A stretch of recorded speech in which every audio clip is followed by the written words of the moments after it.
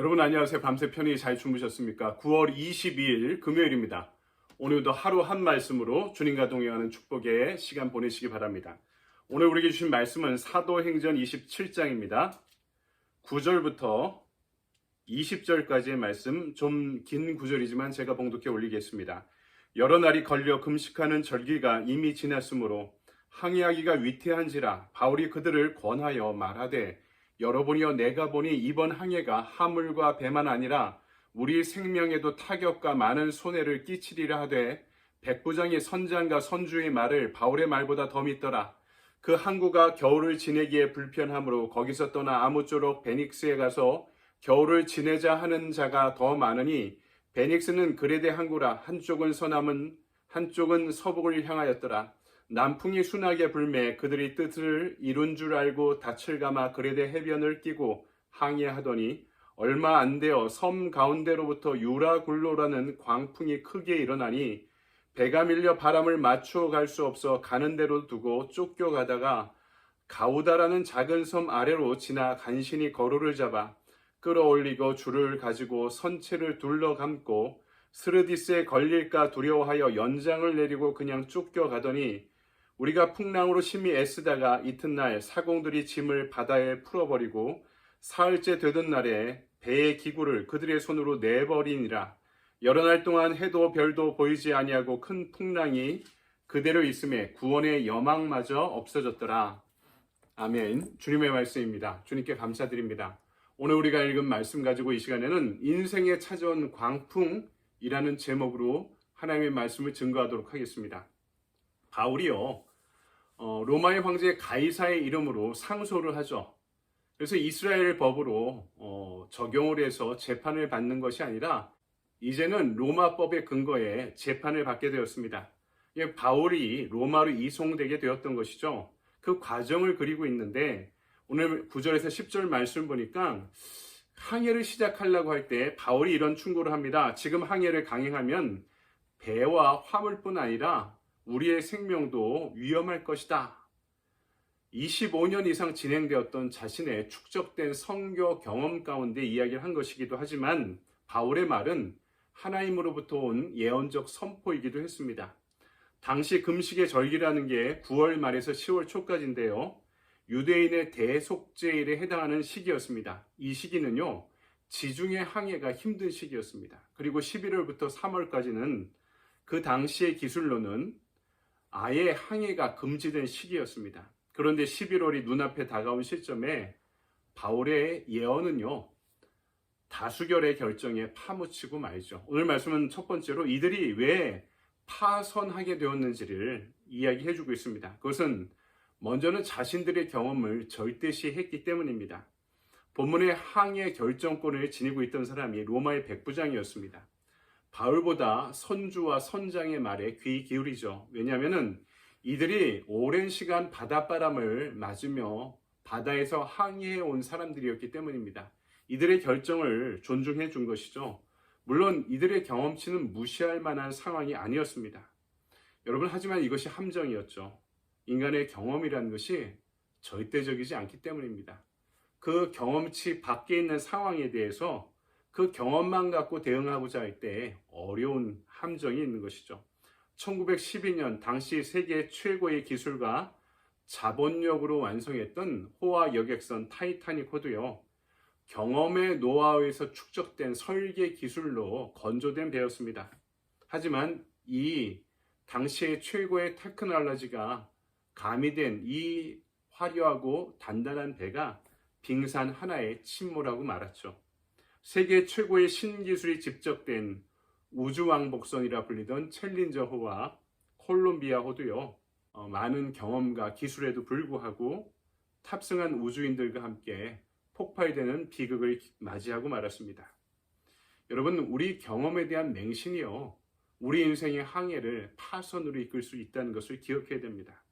내 경험도 중요하지만 내 경험보다 중요한 것은 성령의 인도하심을 분별하면 순종하는 것입니다.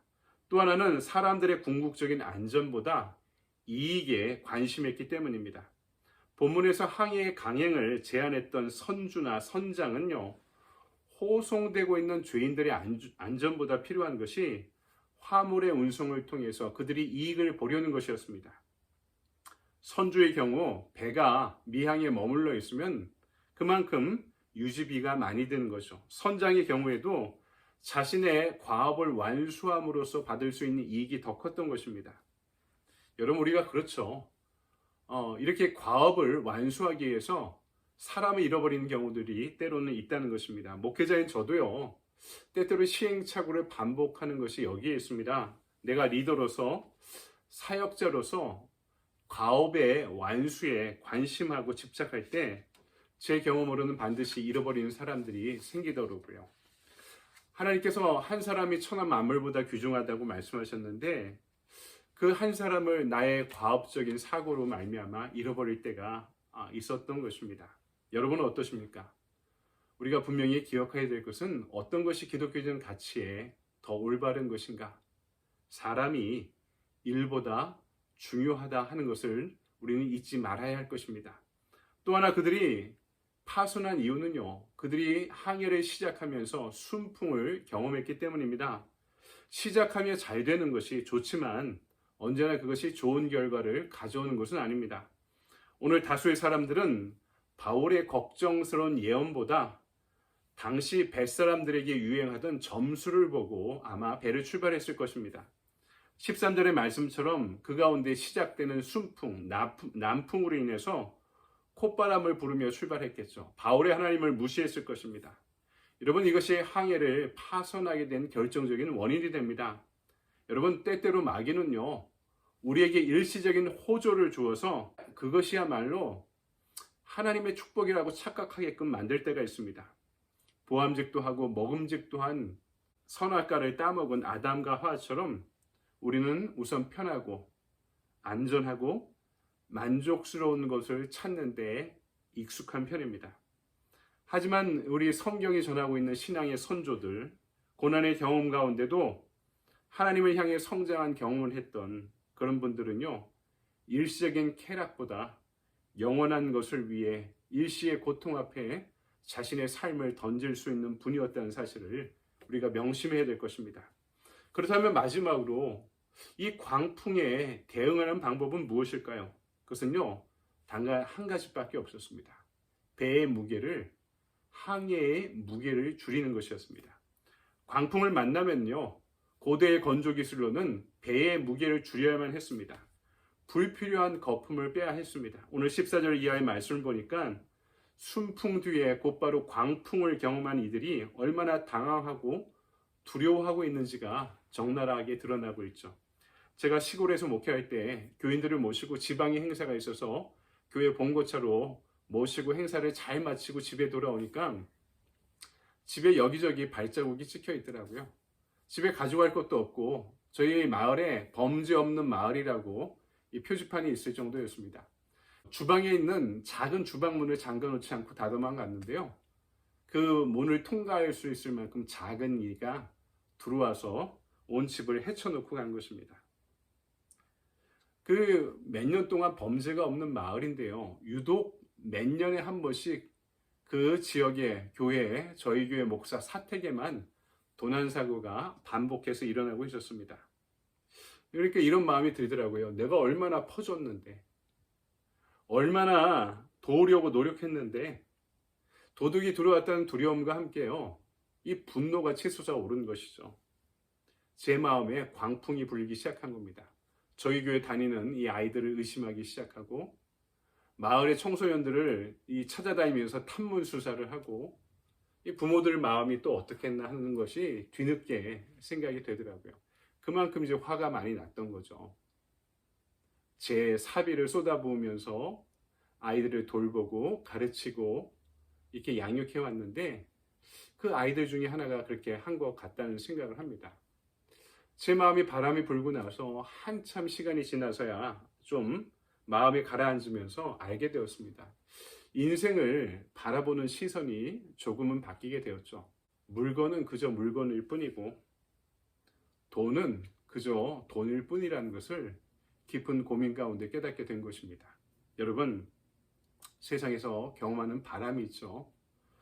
그래서 우리가 무엇을 품고 있느냐에 따라서 우리 사명을 위해 우리를 밀어내는 순풍이 될 수도 있고요.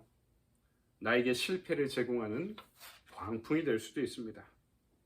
그것이 주님의 영광을 가로막고 있고 주님과의 관계를 막고 있다면요, 내 인생의 항해에서 반드시 그것이 내려놓아야 할 것이 될 때가 있을 것입니다. 오늘 17절에서 19절 말씀 보니까 스르디스라고 불리는 이 모래톱을 만날까봐 풍랑 중에 사공이 전전긍긍하며 배의 짐을 다 버립니다. 가구까지 버리고요, 그들이 돈이 될 만한 화물까지 다 내려놓고 버리죠. 목숨이 더 중요한 것입니다. 배가 무거우면 이 배의 선박의 바닥이 암초나 모래톱에 닿을 수 있었기 때문입니다. 그러니까 생존에 필요한 최소한의 것, 식량과 최소한의 기구들만 남겨놓고 모든 것을 버린 것입니다. 여러분, 이렇게 항해에서 경험하는 광풍은요, 진짜 남겨야 할 것과 진짜 버려야 할 것을 강제적으로 분별하고 구분하고 선택하게 만드는 것이죠. 여러분, 말씀을 정리합니다. 우리가 스스로 순풍이라고 생각했다가 그것이 곧이어 광풍으로 돌변했던 적은 없습니까? 여러분, 그런 경험도 때로는 소중하고 유의미합니다. 왜냐하면 그 자리에 설 때 그래야 하나님의 존재감을 우리가 느낄 수 있고 그분을 의지하게 되기 때문입니다. 하나님의 뜻이 무엇인가를 그제서야 찾기 시작하는 거죠. 진짜 내 인생에 중요하게 간직해야 될 것이 무엇이고 버려도 되는 것이 무엇인지를 그제서야 배우기 시작하는 것이죠. 나의 경험과 이익, 나의 잠시의 성공에 기뻐하기보다 광풍을 통해서도 바울을 그렇게 인도했듯이 나를 하나님을 향한 사명의 길로 인도하시는 그 성령님의 손길을 의지하고 분별하고 따를 수 있는 저와 여러분의 하루가 되기를 주님의 이름으로 간절히 축원드립니다. 아멘. 적용의 질문을 찾아볼까요? 적용의 질문입니다. 인생에 찾아온 광풍을 만난 적은 없습니까? 내 인생의 항해의 무게를 줄이기 위해 내려놓아야 할 것은 무엇입니까? 이 적용을 질문을 만들고 생각해 봤는데요. 이거 어떻게 액션 플랜을 만들까 고민이 많이 되더라고요. 미워하는 사람을 그 마음을 내려놓아야 되는지, 이 무거운 걸 내려놓으려니까 내 몸무게를 줄여야 되는지 여러 가지 액션 플랜을 생각해 봤는데요. 이렇게 정해 봤습니다. 불필요한 습관 버리기. 내가 하나님을 따라가는데 방해하는 불필요한 습관이 분명 모든 사람에게 있거든요. 그것이 내 인생을 무겁게 만드는 거죠.